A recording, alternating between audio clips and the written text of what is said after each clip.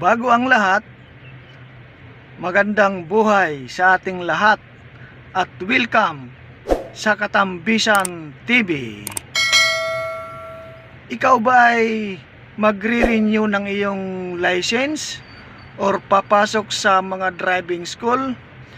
Ngunit may worried ka na baka hindi accredited ng LTO ang clinic, instructor or yung driving school na papasukan mo.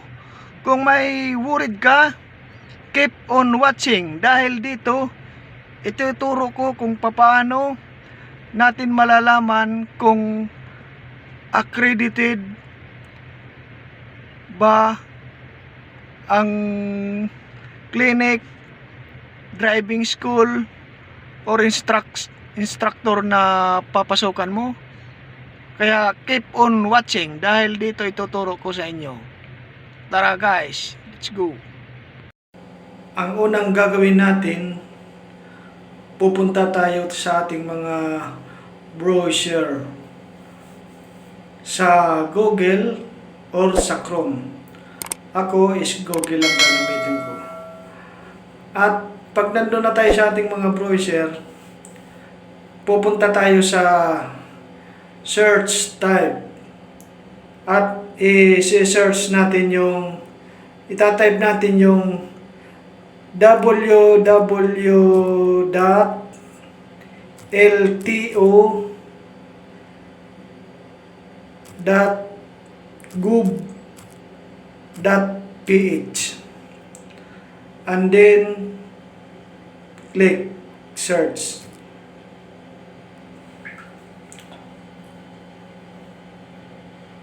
Tapos mapupunta tayo dito sa verifying. Ayan. Nagbe-verify siya. I-verify niya kung robot o tao ang nagpipindot. Ayan. I-click lang po natin. Ayan. Ganito po ang lalabas. Tapos i-verify you are a human. Bi-verify lang po natin.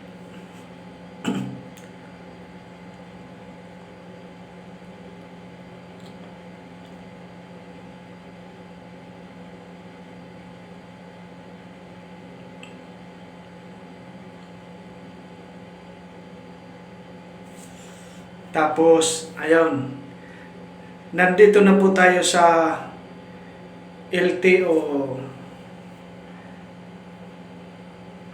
Ayan, nandito na tayo sa LTMS ng LTO. At pangalawang i-click po natin, itong nasa kanan na menu, yung tatlong guhit. Yung tatlong guhit na katabi ng menu, yun po ang i-click natin. Ayan. Tapos, mapupunta tayo sa ganitong screen. Nasa bandang kanan. I-scroll down lang po natin. Ayan, i-scroll down po natin. Tapos, ang sunod na i-click natin itong LTO accreditation. Ayan, LTO accreditation. Pagkatapos, ayan na po, nandito na po yung mga accreditation ng LTO.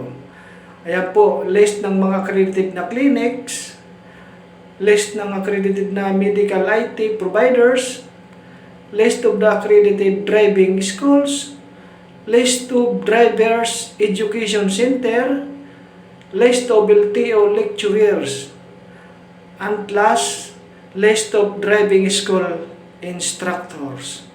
Ayan, pati yung mga instructors dapat is accredited po din ng LTO. Mayroon din po silang mga listahan ng mga accredited. Ayan po. Hanapin nyo na lang po kung alin po ang gusto nyong tignan na accredited. Halimbawa, magpapa-medical po tayo.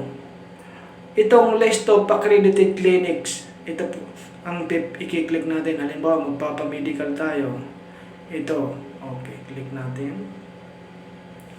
Ayan na. Tapos, scroll down lang po tayo. Tapos, ayan, Pipili lang po tayo dyan sa mga region, kung nasaan region po tayo. Ayan. Halimbawa, itong region 1. Itong region 1 po ang pipiliin natin. Ayan po, i-click po natin ang region 1. Ayan, nandito na po. Ayan, yung mga lista. Region 1. Ayan. Ayan, yung mga pangalan ng mga clinic na accredited sa kanila, na ibig sabihin, pwede ka na magpa-medical sa kanila. Ayan. Nandyan lahat yan. Tignan nyo. Kasi baka yung mapasok nyong clinic is hindi pala accredited ng LTO. Sayang lang po ang pera na ibabayad ninyo. Dahil hindi po tatanggapin ng LTO pag hindi po accredited ng LTO yung clinic na inyong pamimedikalan. Kaya i-check o galing po natin i-check lahat. Ayan, mayroon po ditong contact number, tsaka yung clinic address, nandito po lahat. Ayan, nandiyan po lahat yung impormasyon. Nandyan lang po lahat. Tapos, pag nakita nyo na yung clinic na gusto nyo pagmamedicalin, ngayon, kampante na kayong legit yan. Pwede na kayong magpa-medical dyan. Ganon lang po kadali mag-check kung ito ay accredited ng LTO. Ganon lang po kadali. Tapos, balik lang po tayo sa mga list. Tingnan natin. Tapos, halimbawa, dito naman tayo sa mga instructor. Mga pangalan ng mga instructor ng driving school. Kung sino-sino po sila, nandito rin po. I-click po natin.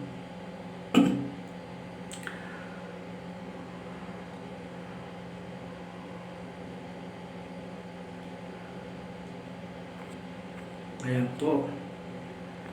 Katulad kanina, i-click pa rin natin kung anong region po tayo, kung nasang region po tayo. Kung nasang region po tayo. Ayan po, halimbawa, sa region 1 po ulit. Click po ulit natin yung region 1. Ayan po, ang mga listahan ng mga instructors sa region 1 na accredited ng LTO. Ayan po. Ayan, nandyan po lahat. Ayan, dyan po natin makikita yung mga accredited ng LTO lahat. Nandito po yung kanilang accreditation control number. Nasa kanan. At saka yung mga name of school. Ayan po, nandyan po. Diyan po natin makikita kung accredited yung isang instructor. Kung nagpapanggap lang po ito o legit, dito po natin machichik. Ayan po.